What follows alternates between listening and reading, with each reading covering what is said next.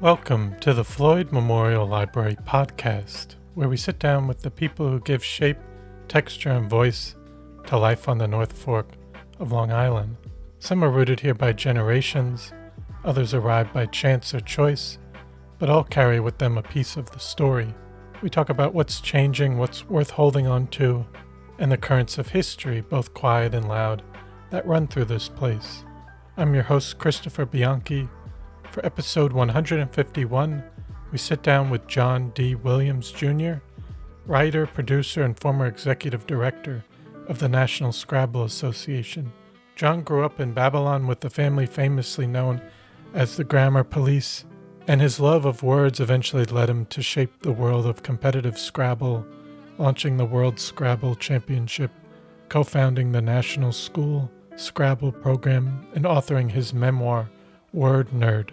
We'll dive into his journey from childhood word nerd to Scrabble leader, life in Greenport, and the stories, controversies, and memorable characters he's encountered along the way. So I hope you enjoy episode 151 with John D. Williams, Jr. This episode was recorded April 11th, 2025. Thank you so much for coming on to the Floyd Memorial Library podcast today. It's really great to have you on. It's a pleasure to be here. I've been looking forward to it, and be happy to help people know about a little piece of Greenport history. Definitely. Thank you. And so just to start off a little more in the beginning, you grew up in Babylon, New York. Correct. Where your family was also known as the Grammar Police.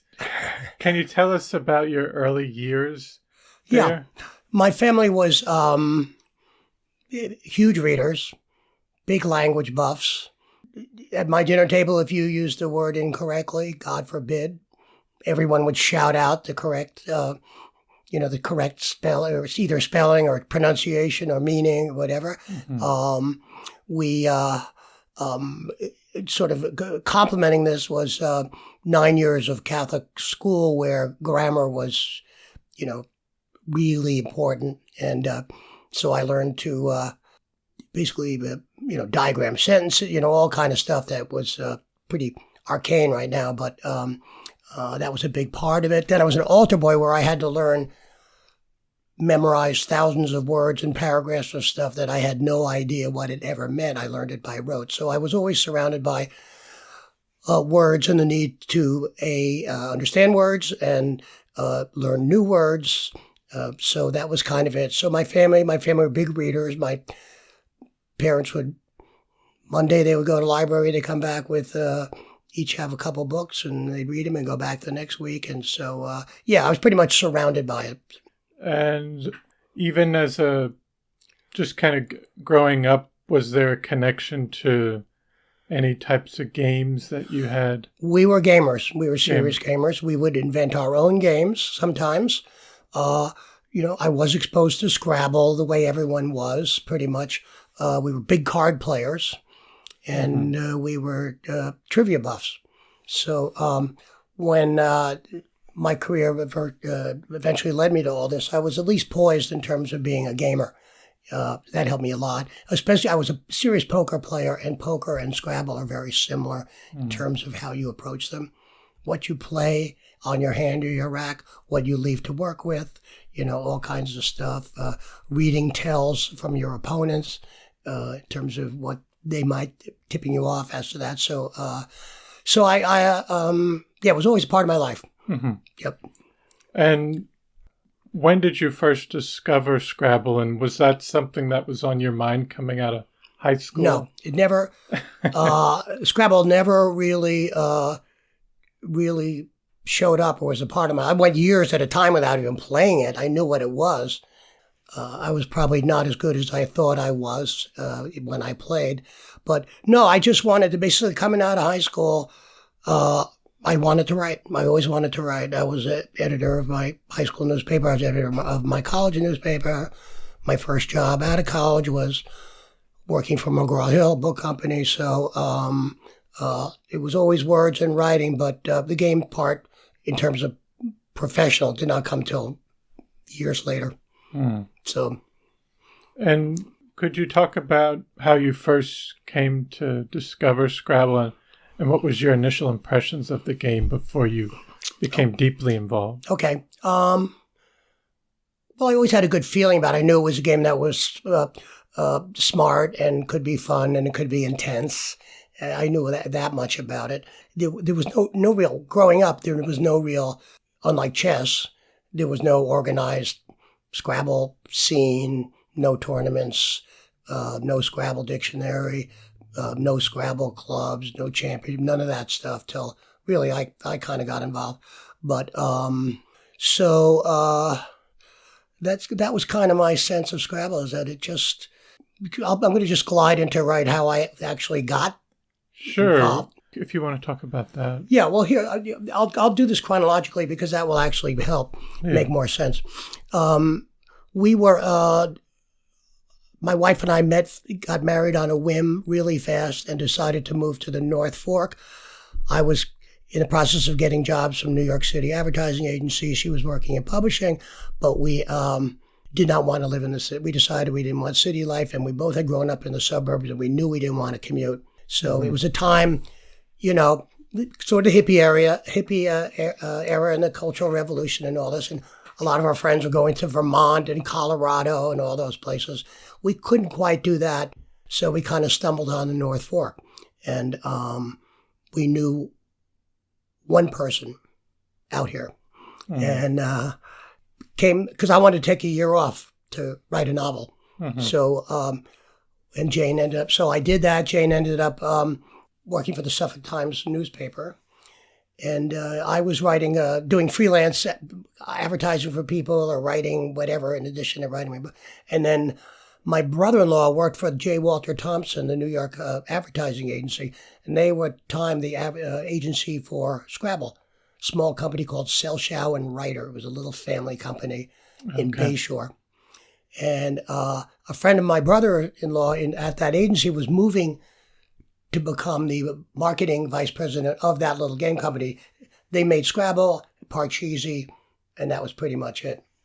So he said he would like me to introduce the guy, because the guy was moving out to Long Island, and would I be interested? Anyway, I met the guy. We became pretty good friends, and then there was a Scrabble newspaper, and they had just started the very first tournaments and clubs run as an in-house division of that company. So I got to know everybody and, did a little bit of work for them. And then they asked me if I would do some PR, like for the fledgling tournament scene, like write a press release, contact the local media. I had not really done much PR before, but I decided to do it. And so I did that for a while, and then the company sold. What happened was Trivial Pursuit came along and went to this company, and they called me up. A few times in my life, I've turned down like an unbelievable opportunity. They called me up and they said, "John, we really like your work. These Canadian guys have just come in here with a trivia game. We think they might have something, and we'd wonder if you want to come in and take over, introducing it and blah, blah, blah." And I said, "Thank you. I'm very flattered, but I'm trying to finish my novel, and I'll stick with the Scrabble, whatever." So, yeah, exactly. So, so they went from a $25 million company to a $200 million company in about 18 months. Wow. So it was a private family company, so they decided to cash out. Yes. So they cashed out. A company named Coleco came in, bought them, and Coleco said to me, "We're going to fire everybody. We're going to move the factory from Long Island to Connecticut. But we think there might be something here with this Scrabble tournaments and clubs in terms of getting publicity and whatever. And if you'd be willing to take that over, we'll underwrite it." But I could stay in Greenport. Yeah. I didn't. So I decided to do it. And that's kind of how that happened. And then we started to build it a bit. And then Coleco ended up going out of business, and they were sold. their assets were sold to various companies. And Milton Bradley got Scrabble. So Okay. I had to go up to Milton Bradley and say, here's who we are, here's what we do. And they decided to go with it.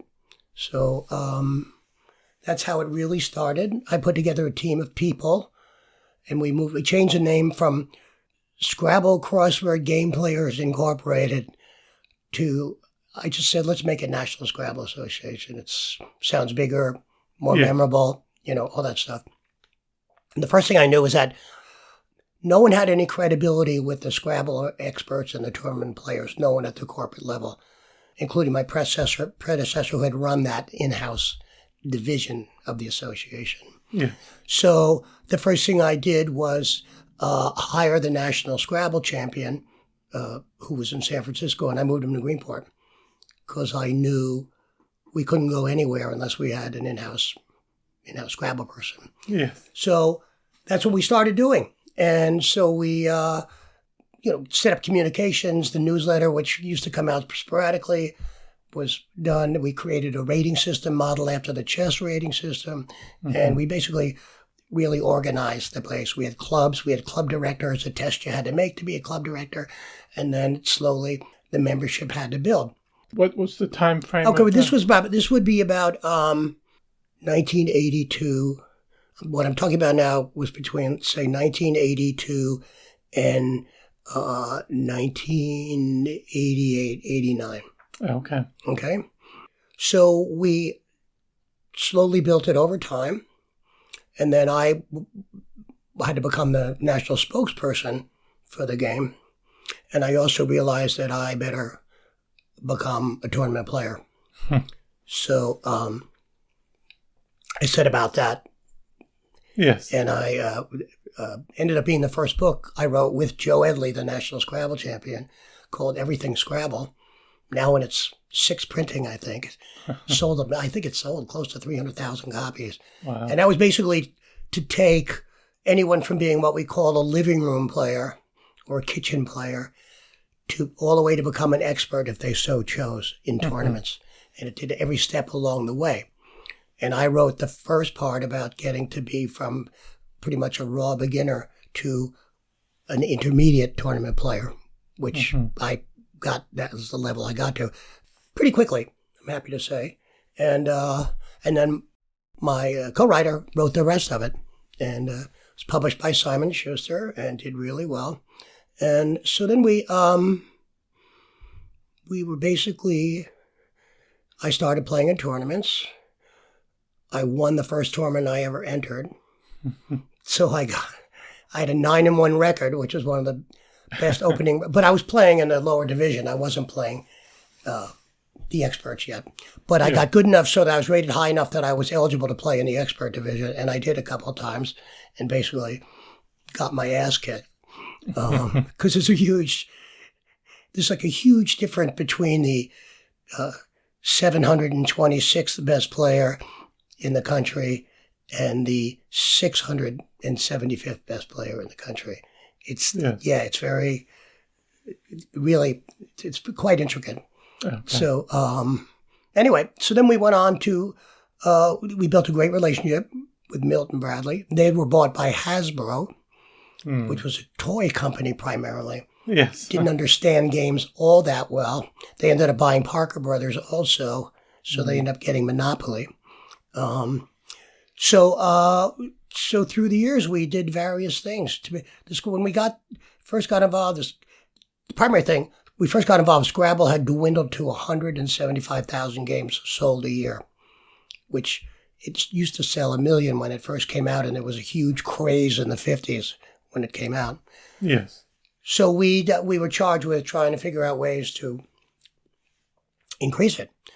So we, in no particular order, we tend to get a lot of publicity. I convinced them they had to spend money.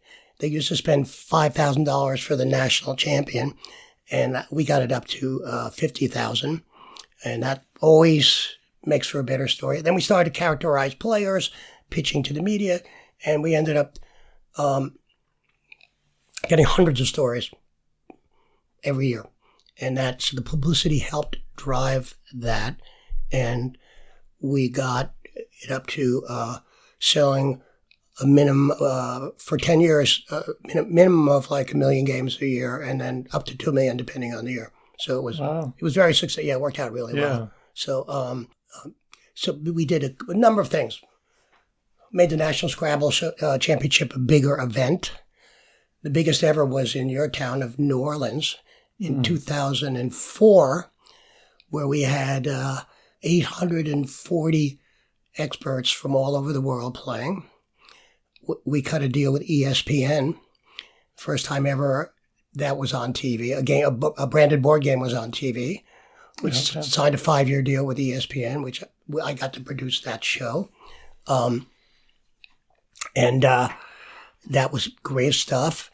And we also started the National School Scrabble Program, because Scrabble, something I always ran into when people say, "Oh, Scrabble, my grandmother loves it," or "My parents love it." I'm like, well, no, and I went to these guys and I said, "Look, you have to address the fact that your demographic is really aging out.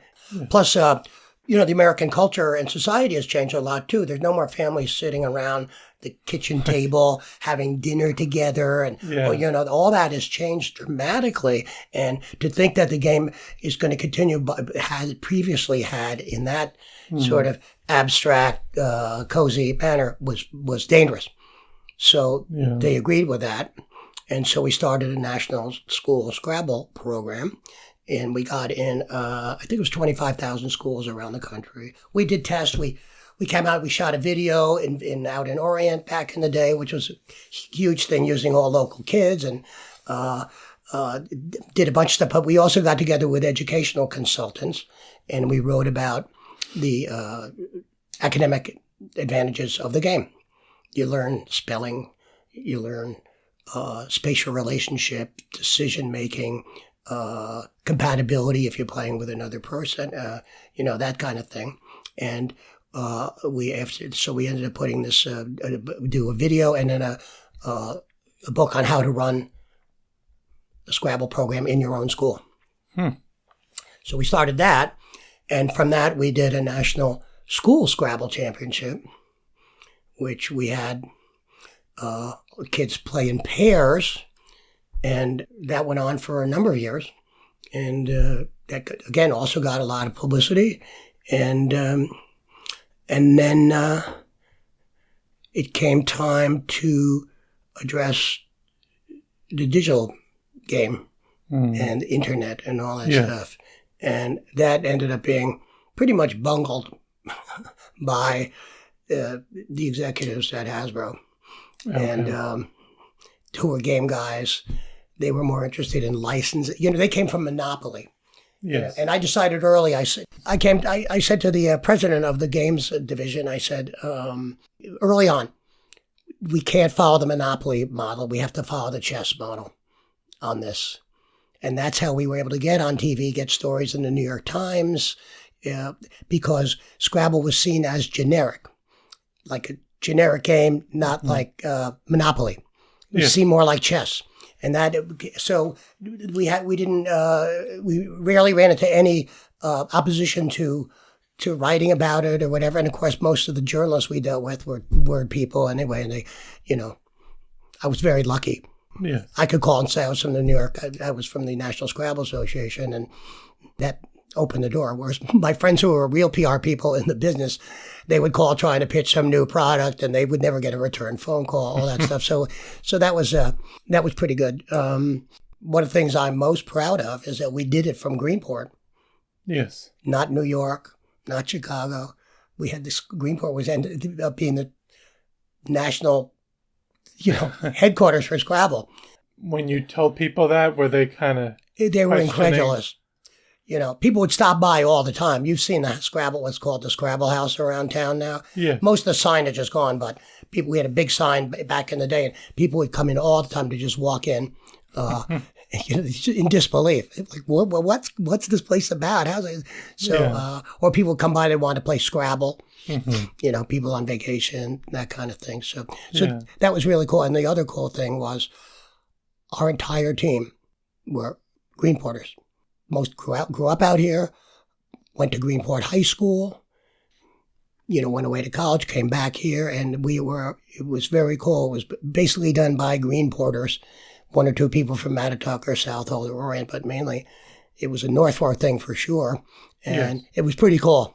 Yeah. No, that's wonderful. We were Jeopardy answer a few times over the years. What organization based in Greenport, New York, blah, blah, blah. And that was always fun. So, anyway. Well, because you've mentioned some of in terms of promoting and expanding the reach of Scrabble, and you were executive director of the National Scrabble Association for over 25 years. Yes. But you mentioned some of the key factors that helped Scrabble grow. Were there any other factors that you wanted to talk about that? Let's see. We played the celebrity card pretty strongly. Rosie O'Donnell was a huge Scrabble player. Jon Stewart's a huge Scrabble player. Jack Black's a huge Scrabble player. A bunch of Jimmy Kimmel, who we were on the Jimmy Kimmel show 5 times with the school kids playing Jimmy and his guest in a Scrabble match. And that was really cool. And so that was the kind of thing that really helped. We did another thing that was a New York Times writer. People remember when IBM's Big Blue played a chess master, and we end up doing the same thing. We got the World Scrabble Champion and the runner-up to play a day-long match against the artificial intelligence of Scrabble. And the Times wrote a huge story for I think it was a Sunday magazine, if I'm not mistaken, about that. The humans lost because the artificial intelligence knows it has every word ever uttered in it. And and the average, these guys also had the typical, I know I'm going all over the place here, but typical Scrabble champion has memorized the whole Scrabble dictionary, which is about 200,000 words. And the average vocabulary for somebody is usually 30 to 40,000 words. So I'm trying to remember when I played Scrabble, but I don't think I would be too good. Or at least probably have that initial. Well, there's a core group of words that you need to know. I had to go out and learn all these words myself. Words you'll never hear in a conversation. Words I don't even know what they mean. I only know if they take an S or that kind of thing. So, but we use mnemonics, a lot of mnemonics, so you can learn bunches of words at a time. Yes. For example, there's a word called KA, and I can't even remember what it means, but it takes a number of letters after it, and it can make other words. And if you know the letters in Betsy's feet, KA takes every one, the KAB, KAE, KAT, KAY. So you learn 12 new words just by that particular mnemonic. And anyway, so and it goes on and on and on and on. So, and an anagramming, you have to, that's another thing that one can develop. So, what about speaking of words, and one of the more controversial moments in Scrabble's history was when the offensive words were removed from the official Scrabble Players Dictionary. Can you walk us through that process? Yeah, that is one of the probably most intense experiences I've ever had. What happened was the Scrabble Dictionary, which is our Bible, contained all the 2 to 8 letter words of the 4 most prominent dictionaries in North America. Because sometimes words will appear in one dictionary, not in another. So that's pretty much it. And anyway, it basically, they come from Merriam-Webster and all those other guys. So as it turns out, and you can't really make a Holocaust survivor was playing Scrabble in the Washington suburbs. This would probably be around in the early 90s. And she ran across the word, in looking up something else, she ran across the word Jew used as a verb, which was sadly fairly commonplace thing. Yeah. And she was appalled. And then she decided to go through the rest of the Scrabble dictionaries, find out what else she could find. And she found a whole ton of them, both, against Jews, but also, gays and Asians and blacks and all this kind of stuff. And so anyway, they got in touch with Hasbro, who had a kind of a knee-jerk reaction and just said, oh, we'll just take them out, not realizing what a complicated process that was going to be. So they say to me, I get a phone call. We're going to take the words out of the Scrabble dictionary and the offensive words. I said, which ones?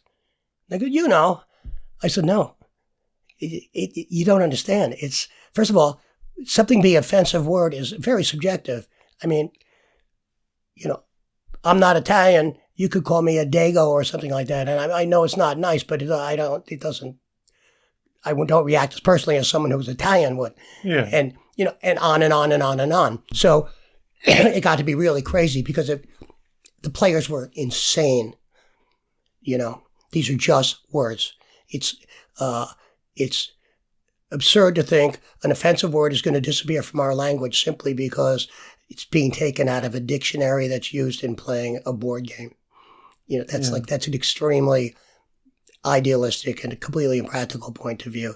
Whereas the press just went crazy. I was at a meeting. In New York, and I walked out of the meeting on the day all this broke, and they handed me a message.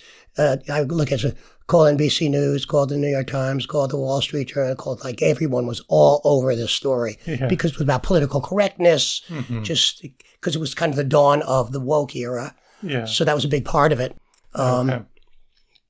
Anyway, so we had to come up with something. And first of all, we looked up. I can remember thinking we had a day at work where we're all sitting around and trying to think of every offensive word we could come up with. We're thinking where else would this happen? Yeah. But then we get all these other things. There are words like faggot. It has two meanings. Yeah. It means a bundle of sticks that you light, or it's an insult to a gay person. And on and on and on and on. And then there were words like Jesuit is considered an offensive word. Jesuit, yeah. Because I guess one time in the, 15th century, whatever, it was used against Catholics in a disparaging way. Anyway, it goes on and on and on and on. Yeah. And then there was also a movie about us, and this was a big part of it, and it covered this. And one of the words was tup, T-U-P. And Scrabble players remember it because it's P-U-T backwards. Didn't know what it meant. And so I go up to a meeting up in Milton Bradley, and the chairman of the board is there. And he's like, well, I've been looking over these lists and whatever, and you didn't really take care of everything. I ran across the word tup, and it means to have intercourse with a sheep. He said, is that right? I said, it is, but it's for a ram to have intercourse with a sheep, not two farm boys drunk on a Saturday night, And so this thing, it just took on an absurd thing. So finally got to the National Scrabble Championship in 1994. That's when all this was coming to a head. And that was the day where like 600 Scrabble experts were going to be all in one room, most of them pissed off. And I had told them I was going to have the final say in what we're going to do. What I was able to do was negotiate with Hasbro. How about we do this? How about we come up with a club and tournament word list that has every word, all words, no definitions. And will only be sold through us, only to qualified word people, and then the one that you sell out in stores can just be the Scrabble dictionary with these 200 words taken out or whatever. So that worked out. Yes. But it was crazy getting there. That whole process. Oh my God, it was crazy. It was just crazy. Yeah. And Yeah, I got letters. I got threats, Mm. From people. Yeah. Don't touch our words, that kind of thing. So Mm-hmm. that was one of the more interesting episodes for sure. Yes. Anyway. You also, your book, Word Nerd, Mm-hmm. offers a behind-the-scene look at the Scrabble world. What inspired you to write this memoir, and what are some of the most memorable experiences or surprising moments you shared in the book? Yeah. You mean personally or about the insiders, about the behind the scenes legalities and the marketing and all that kind of stuff? I went into all of it pretty much. Yeah. Maybe more some of your more most memorable personal. Okay, let's see. Certainly the Jimmy Kimmel Show 5 times was just a blast. That was just so much fun. Mm-hmm. Let's see what else. The movie, we also got involved in a documentary called Word Wars, which became a huge hit at Sundance Film Festival. So I got to go to Sundance Film Festival and, was interviewed and, invited to every party I wanted to go. It was pretty cool. And it ended up being sold at Sundance to Discovery. At the time, New York Times Discovery had a partnership channel. And then it went on. First, it had a theatrical release, and then it went on TV, and it was nominated for an Emmy. So that was pretty cool. So I got some producing credits on that.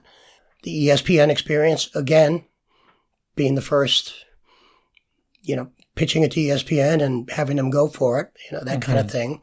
That was really great. Let's see what else. Or even some of the other... Well, winning a Scrabble tournament was very cool. Because no one... It's funny, my job, 2 things. People thought I was a lot of people thought I was really smarter than I probably am because I had head of the Scrabble Association and all this stuff. I remember the head of Mensa called me up one day. He said, we should be doing something together. You have like hundreds of our members are in your association. I said, yeah, I would do it. Let me think about it. He said, well, you're a member, right, of Mensa? I said, no, I'm not actually.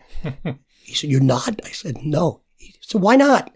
I said, because I've completely blown every standard test I've ever taken in my entire life, from the college boards to getting into Catholic high schools to whatever, and I don't need to take this on.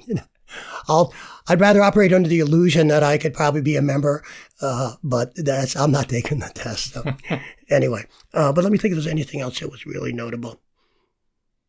Just meeting all the celebrities. That was a blast. Yeah. The famous people and writers and all that kind of stuff. And then it led to other opportunities outside of Scrabble, other game shows and TV opportunities and whatever. So I was also asked, I turned down the Trivial Pursuit, which I think I told you. Yes. And then they asked me to take on Rubik's Cube.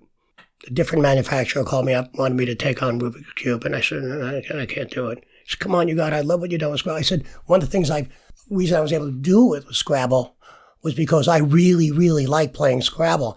I said, I can't stand Rubik's Cube. I can't do this job unless I'm enthusiastic and can talk intelligently about the game and or show some skill.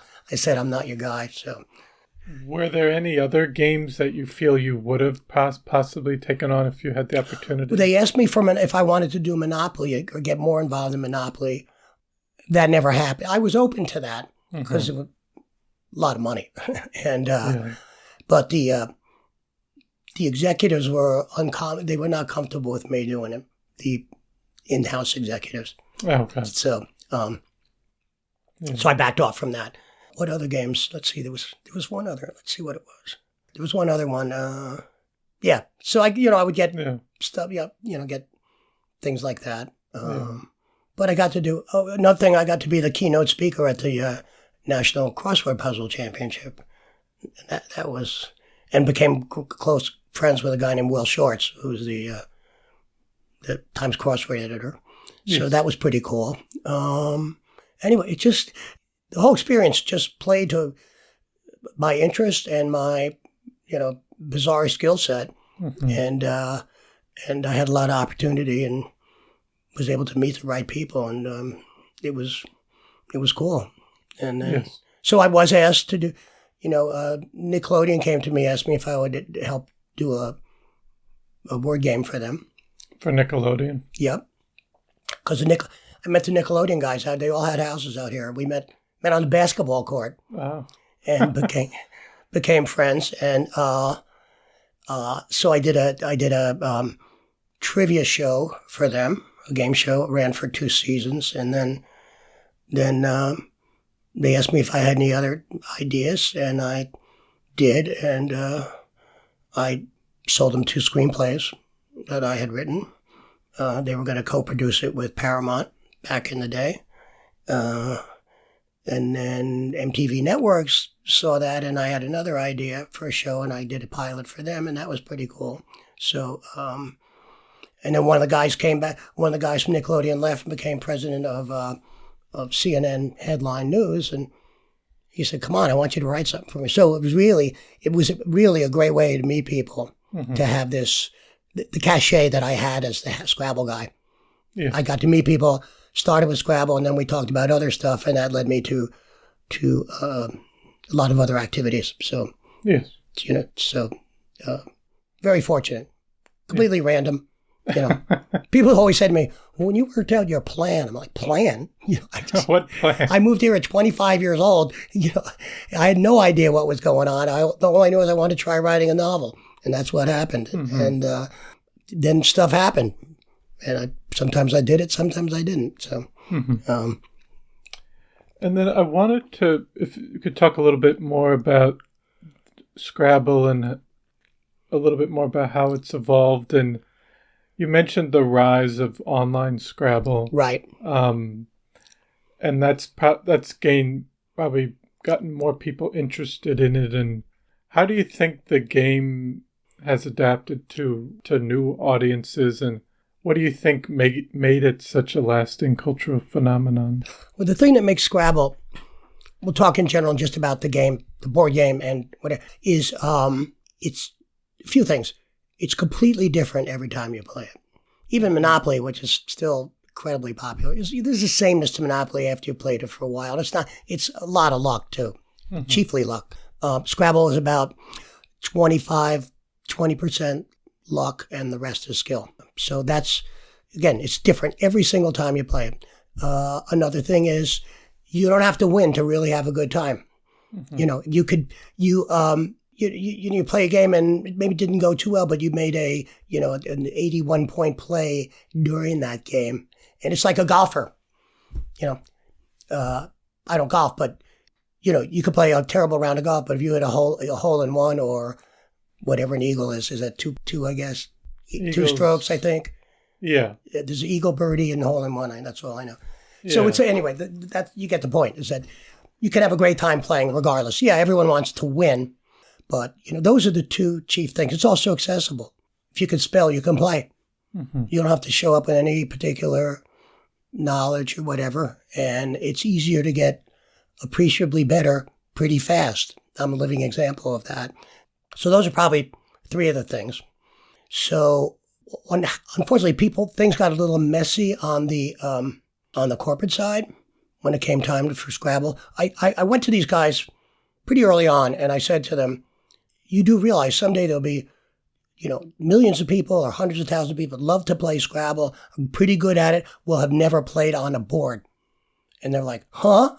So I said, if you do anything, you got to make sure you own Scrabble on the internet, because it'll sell games. It'll be compatible to the board game, not replace it. And you can make a lot of money. People love to play Scrabble. They'd be happy to pay, $10 a month to play unlimited Scrabble against anybody, strangers, and then people they actually know. And unfortunately, that was taken out of my hands at that point. It went into corporate licensing, and guys I never dealt with, and they went and gave it to somebody who just totally screwed it up. And then Words with Friends came along, which I had warned them. So someone went out and made a few little changes and started Words with Friends online. Yes. online only. That kind of blew up. Huge. It was huge. And that we were sitting, I was like sitting there. That's really when I decided then I had to leave. And I couldn't stand around and watch this. Yeah. So, so in fact, people would say to me, people would meet me and they'd say, oh, this is John, he's head of the Scrabble Association. People would say, is that anything like Words with Friends? And I'd be like, oh my God, now the games are interchangeable with people. Yeah. And anyway, it was very unsatisfying. And even today, it's pretty murky.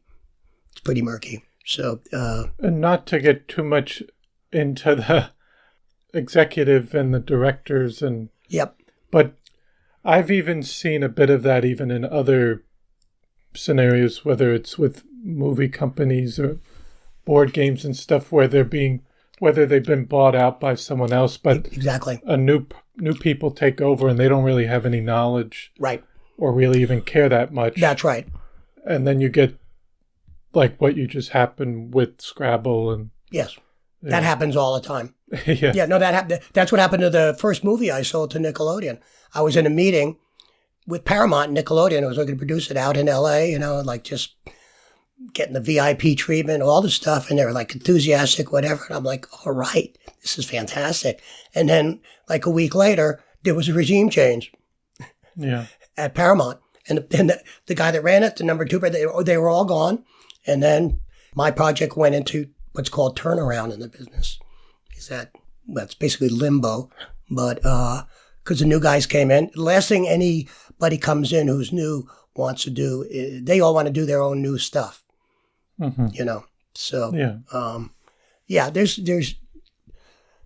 having worked pretty extensively in advertising, TV, radio, certainly game business, whatever, incompetence is alive and well. Yes. Arrogance and cluelessness are still alive and well.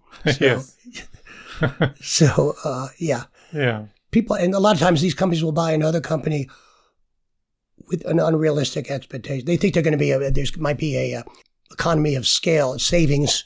If we have we'll combine, we won't need as many people, all this kind of stuff. But it often backfires. Yeah. So anyway, that was I got to see that part too. Yes. And there was a bestseller written. There was a bestseller written called Word Freak about a Wall Street Journal reporter decided to go in a sort of a Plimpton-esque thing, immerse himself in the Scrabble world and see how good he could get. And he spent about 3 or 4 years becoming pretty good expert and wrote a bestseller that did really well about it. And that also brought a lot of attention to us. That was another highlight. Yeah. So, it was, you could never do any of this today. That's for sure. So, and then also after retiring from NSA, have you shifted more to writing and revising screenplays? Exactly. How do you balance your time today between writing and your connection with the world of Scrabble? My connection with Scrabble is pretty tangential, I would say. Today's players probably maybe don't even know who I am or what I did. Although the books keep, they all read the books and stuff. But, I still have some friendships, from past. And sometimes people call me for advice. People sometimes call me to test games for them. I'll do that, that kind of thing. But in terms of any official connection whatsoever, well, I ended up suing him. Yes. Hasbro. I don't know if that's in the book. I can't remember, but I think it is. Yeah. So I ended up suing them, and I had my cake and ate it too. I get to sue them. I won the lawsuit with a nice bunch of money, but I also got to write Word Nerd, in which I pretty much was able to tell a lot of stuff, behind the scenes and all this kind of stuff, which I wasn't sure I could. But I went to the entertainment lawyer who I knew really well. And he said, I know a guy. He said, we have a colleague. he's the guy you want to make a manuscript bulletproof. You give it to this guy. Mm-hmm. And he will make sure your ass is covered. Anybody, there's nothing that's exposure you're going to be liable for and whatever. So I wrote it under their direction and turned out great. So I not only got a lot of money, I got to basically tell the world how these guys screwed up. I told how they did really great stuff, but at the very end, I said, this is how it all went down, at least as far as my point of view. Yeah.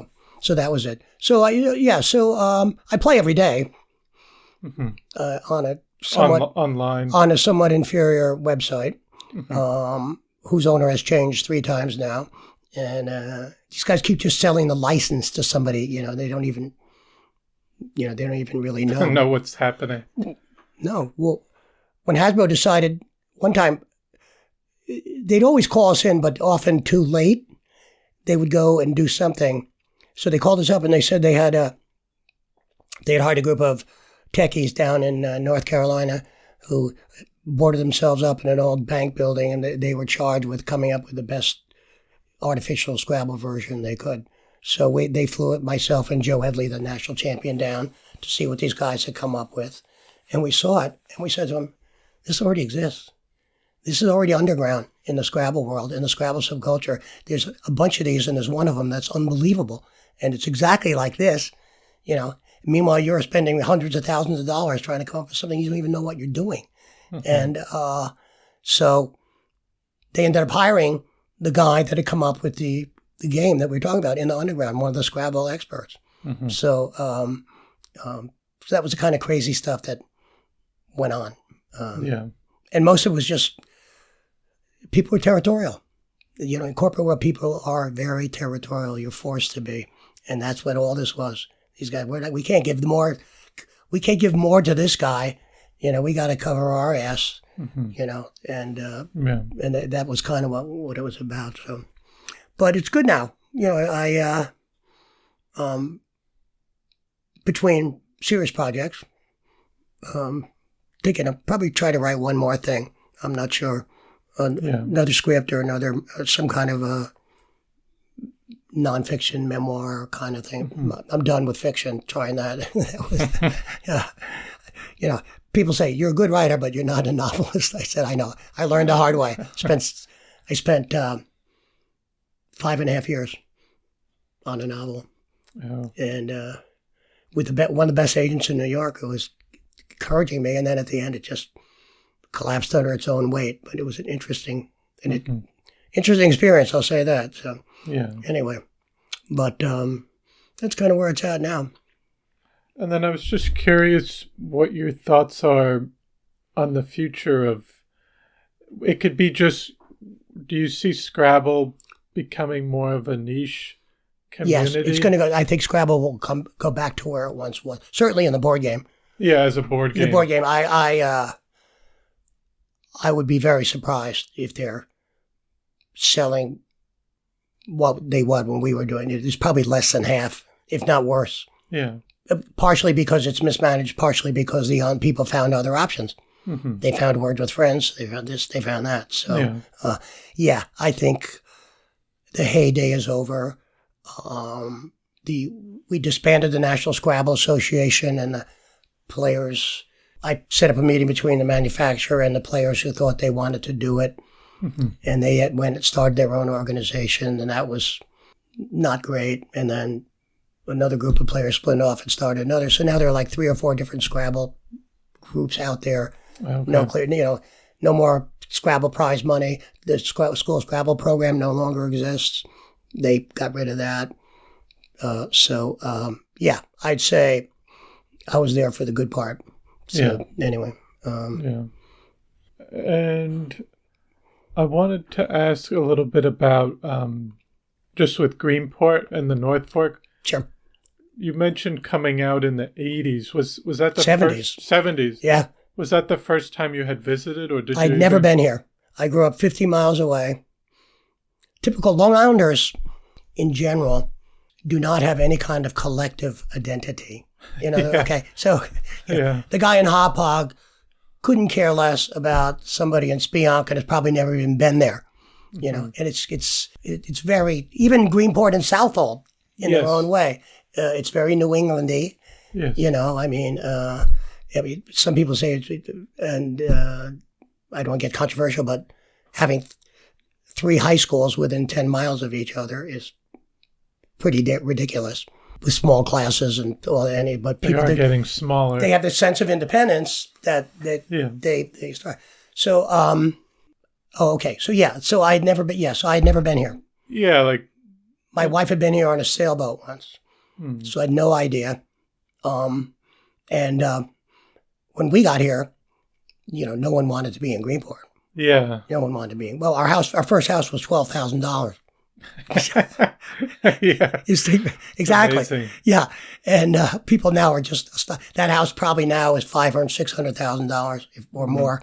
Yeah, no one wanted to live in Greenport at all. And in fact, what did you think of it when you initially? I liked it. You liked it. I liked it. I you know, the part of me likes the Greenport of, not back then necessarily, but even 25 years ago, a little bit more than the direction I think we might be headed in now.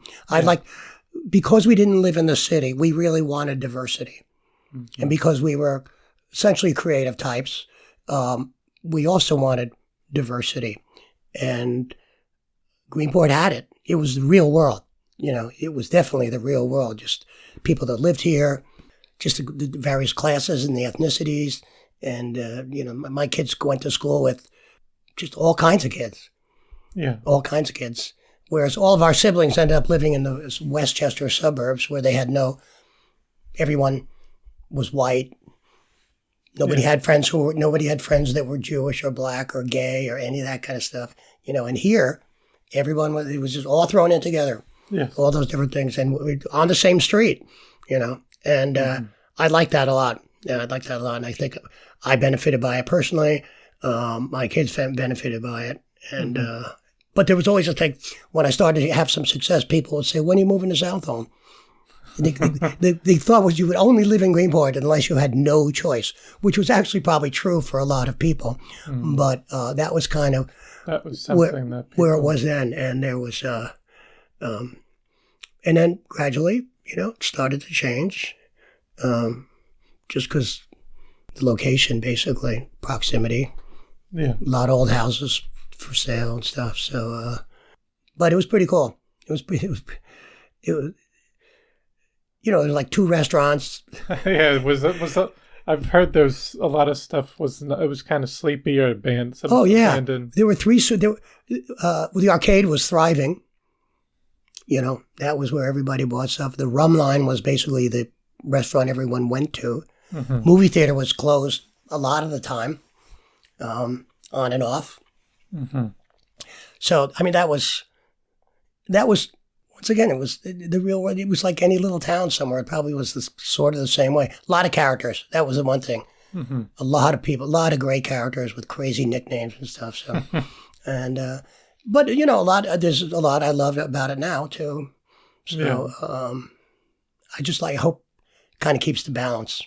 Yes. You know, that's what I worry about. That was kind of my other question I like to ask towards the end of what would be your hopes for the future of the North Fork and its community down the line? Well, I would hope the North Fork would, chiefly Greenport. Yes. You know, will retain some of the diversity. That is not all gobbled up. That would be a lot. I think the schools should. Teachers' unions will hate me and stuff, but I think the schools should consider maybe have, you know, middle schools in every town and then one regional high school with a class of maybe 200 people or something, 300 people, which is nothing. My kids had 38 kids in their high school class, the graduating class. Wow. Yeah, which is, and of course they all knew each other since they were, you know, 6. So you want to date some guy, you can, you know, there's first of all, only 15 guys in your class. You know them all since they were before puberty. It's not exactly that exciting. So, that's my hope, that Greenport can continue, and that also be a place for a lot of creativity and opportunity. Mm-hmm. And that's the good part. The people out here, making movies, writing. Yes. North Fork Arts Council has been a big deal. Definitely. I was involved with the early stages of that, and also with the Manhattan Film Institute. I was on that board for a while, and that was all very cool stuff. And I hope. Yeah, I think the North Fork Arts Center's doing. They've done a great job. Yes. They've done a great job. So, Mm-hmm. so I've worked with those guys a bit, and Yes. Tony Spiridakis, you probably interviewed him, right? Yes. Yeah. So we read each other's writing, and extremely talented screenwriter. Yes.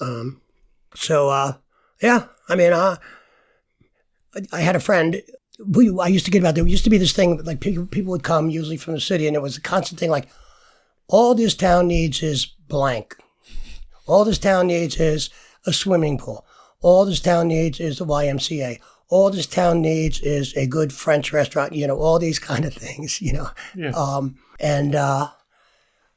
I said to my friend, when all this happens, you want to be here because it'll be no different from any other places you've already been. It's still. I like the new restaurants. I think it's getting a little out of control. Because we never had that. You went to the fish market, or a friend next door brought a fish to your house, and it was really cool. It was very simple then. It was extremely uncomplicated and very simple. Yeah, and you had like the Coronet. Exactly. Coronet and the Rum Line, and there was a place called Paradise Suites, which went, and the arcade. The arcade was like, yeah, that was open. It was a hub. I tell people now, I have to go. If I want to pay our socks, I have to drive 30 miles. Yeah, you got to go to. I got to go to Tanger. Yep. Or Amazon. Yes. And you used to have, even the hardware stores used to have a few, just the essential things you could get, which is slowly disappearing. Oh yeah, there's. Do we have? Yeah, we have. Well, the hardware store now is the Lumberyard and Southold. Southold. Yep. Yeah. But there were 3 hardware stores when I got here. Yes. All the stuff. Yeah. Shoemaker. There was a shoemaker. There was, you had all that kind of stuff. A couple clothes stores. They didn't really last. But the arcade was the best. You could get jeans. You could get household stuff. You could get, a little bit of everything. Yeah, pretty much. It was really great. But that, not a good model anymore. So, yeah. Who knows what's going to happen there. So, yeah. But, I guess the big thing I think we have enough big outside money coming in now. Yeah. And with their own version of what Greenport should be. What they demand or what they would expect in the area. Right. Yeah. They want high-end marina, resort, hotels, all that kind of stuff. I feel we're pretty good right now with what. I don't think we need any of that stuff. So. We don't need anything more. Yeah. That. Yeah. So that puts me on the side of the old-time Greenporters. Yes. That's the whole thing, And you've been out here since the 70s. I've been 53 or 4 years. Yeah. So You've seen it. Yeah, and I could say, I would say proudly that I'm considered a local by a lot of the natives. Yes. Because we came here, we didn't want to change. We just fit right in, put our kids in the schools, our families were appalled that we sent our kids to the Greenport schools. So yeah, it was very, very simple, very real, and yes, just what we needed. Yes. Anyway, were there any last minute thoughts or? Well, as I said, one of the proudest things is that we did in Greenport. That was very cool. Yes. And that we had Greenporters as interns, Greenport schools, stuff like that. That was really great. See if anything I missed coming to my. Oh, the world, having created a World Scrabble Championship. I did have that. Yeah, that was pretty cool. Yes. Because, well, first of all, the situation was complicated by the fact that Scrabble's owned by 2 different people. Hasbro owns it for the United States and Canada, and Mattel owns it for the rest of the world. And the two companies hate each other. So, Okay. but, the players didn't really care about it. The press didn't really care that much about it. So we had to find a way to work together. So I cultivated friendship. And everyone wanted to see how good they were. And so the Brits and, the Irish and the other English-speaking country would come here and play in our tournaments to see how it was. And the Americans would go to see but they had a different dictionary. And their dictionary had more words because England, it was been in England a lot longer than it was ever in the United States. So there was about a 25,000 word difference between what was in the official American Scrabble dictionary and what was in the one for the rest of the world. So when Americans went to play in a World Championship, they had to try to learn 25,000 new words, as much as they could, in the months or year before this. And then they had to unlearn them when they came back and played in their home country. Yes. So that was pretty wild. That was a pretty wild thing. Yeah. And and that required a lot. But, just being in Australia at a World Scrabble Championship that I helped create it was pretty cool. Being in London, wherever. I mean, that was pretty cool stuff. So that I liked. Yes. They didn't like the Brits thought I was, the British players loved me. The runners of their association thought I was a little brash, which I was compared to them. Just with the whole process. Well, I was pushing the envelope, Okay. and all that kind of stuff. So that was pretty funny. Yeah. But they would come to Greenport. After the tournament was over in New York, they would all come to Greenport. We would hang out. Yeah. And that was pretty cool. They loved Greenport. That way, and again, that was not the Greenport now. Yes. So that was cool. That was definitely cool. And I'm sure you must have read about this guy that didn't speak a word of French, and decided, but he's the best Scrabble player who ever lived. We heard about him. We heard about him early on. He was in New Zealand, and people would say, this guy in New Zealand we've heard about. It sounds he's like almost too good to believe. And sure enough, over time, this guy came and he won every possible thing. He was but he was like, almost like a robot. He was a savant, essentially a savant. He never did a press interview, wouldn't do it, which put me in a tough spot. They were like, you got to get this guy. I said, he's not going to do it. He's not going to do it. So we have to play that. Let's play that. This guy's not going to do it. Yes. Never will. You won't get him. Yeah, exactly. Because he's so eccentric or devoted or whatever. But anyway, so he came here and he started winning everything. And the guy was just phenomenal.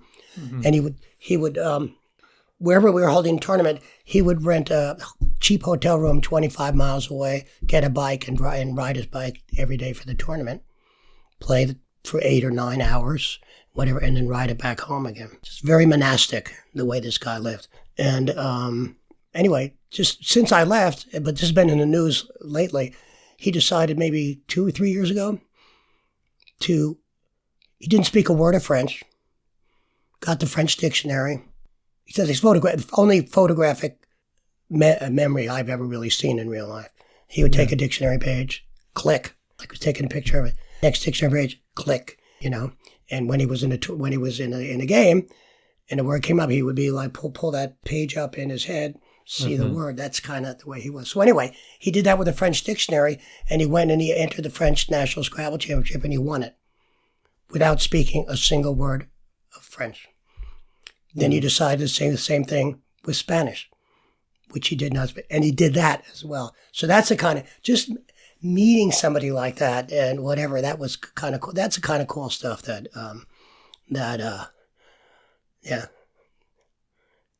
just trying to think if there's any other great memories. Yeah. People always ask me what my favorite word is. Oh, yes. Okay. I had a good friend, a lawyer, really smart guy, but very funny guy. And we were having lunch one day, and we were talking about unusual words, this was at a Scrabble tournament. And he said, there's a great word that actually means how it's spelled. and the word is Warison, Warison, Warison. So it's war is on. And it was a battle cry from like 15th century England. That was Warison. And so the word spelled, and I said, well, that's pretty cool. That afternoon, I was playing a Scrabble game, and that word showed up, and I played it. And I got challenged by somebody, and I won the game. And because I had learned the word about 90 minutes beforehand anyway. Yes. So that's my favorite word. Nice story. So no, that's great. It. No, and then I want to thank you so much for taking the time to come on. Oh, it's a blast. No, thank you, and thank you for sharing your story. And my pleasure. My pleasure. Well, I hope you enjoyed episode 151 with John D. Williams, Jr. I want to thank you for listening to the Floyd Memorial Library podcast, and we'll see you next time.